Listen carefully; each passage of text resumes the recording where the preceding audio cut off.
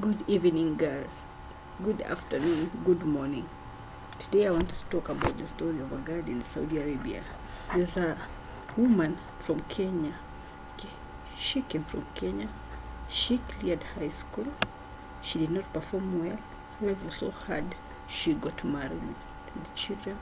Life was still so hard. They could hardly afford anything to raise their children. So she decided to leave the husband and go to Saudi Arabia to look for work. This girl belonged to a Corino.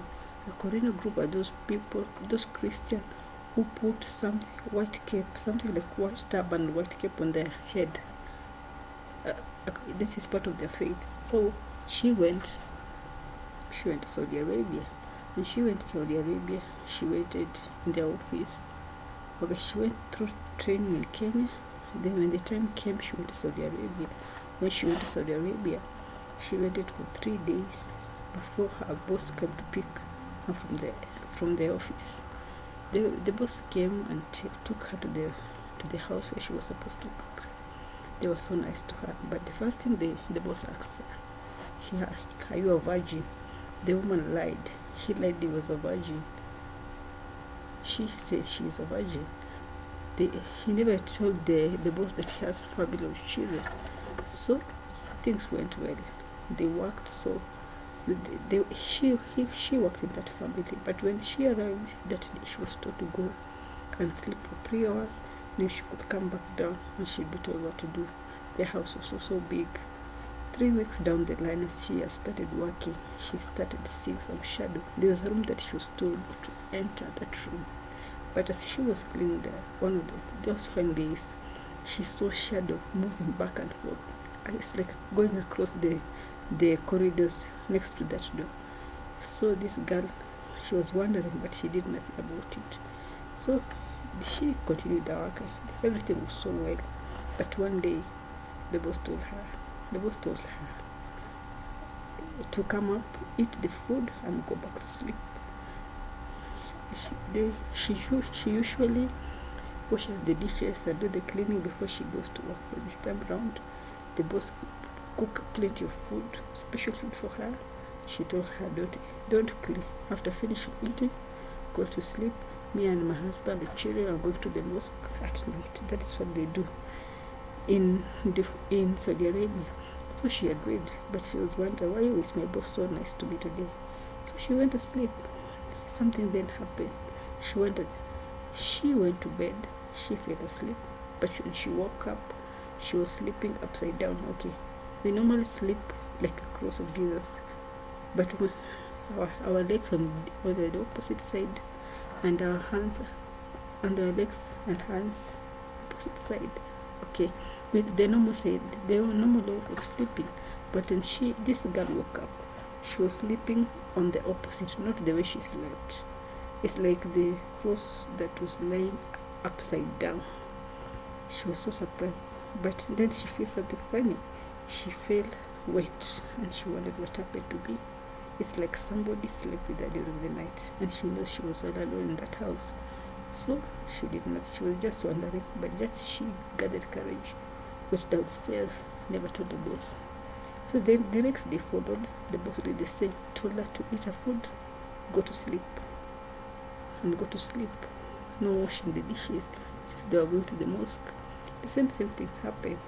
She slept in the normal way, but when she woke up, she was wet, and she was sleeping on the opposite side of the bed, like a opposite cross. The cross of this cross that has been laid on the opposite side. So she never told anyone. So she said, I have to find out the truth. There's something that is not right in this house. But before that, before all these things happened, I remember she was washing the dishes one of these fine days, and the voice told her, run for your life. Run for your life. She did nothing about it. She was wondering, is this God who is telling me to run away? There was nobody in the house.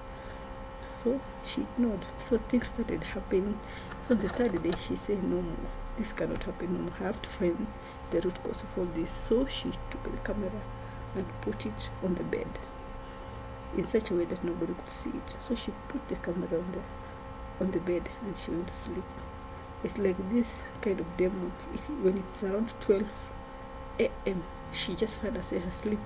She don't know how, but it's something that like magic. So she went to bed. But the same thing happened. She was wet, slept on the opposite side of the bed. Her pants were thrown away. So when she opened the camera, she was amazed. She saw something like a person. It looked dark. Okay, it's a form of a person. I could not tell. She was, I think there were two. They were pulling her on the opposite side of the bed. Then there was a very big snake that went through her and slept with her. She was so scared. She said, "What is this now? What is this?"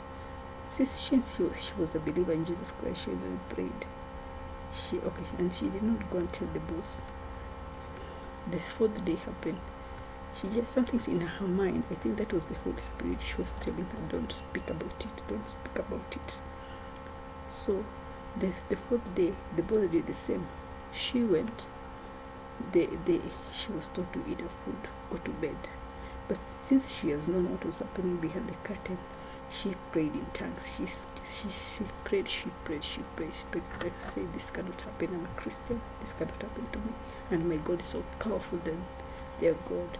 So when the time came, when the boss had already gone with the family, she decided to go and open the room. She went and looked for the keys that she thought was there for that door that she was soon to enter. So when she went and opened the door, she was amazed. She opened the door, and then she saw the big snake that was sleeping. That big snake was sleeping, but inside that room it was smelling so weird. It was if she found skeleton of women. Others had their clothes, others they were half eaten, and it was smelling. Those people were dead. One could tell those are the maids that came from foreign countries to come and work in that country. But by God's grace, she was strong enough. She did not faint, scream, do anything. She closed the door and she went back. The snake had sleep. She continued the prayer.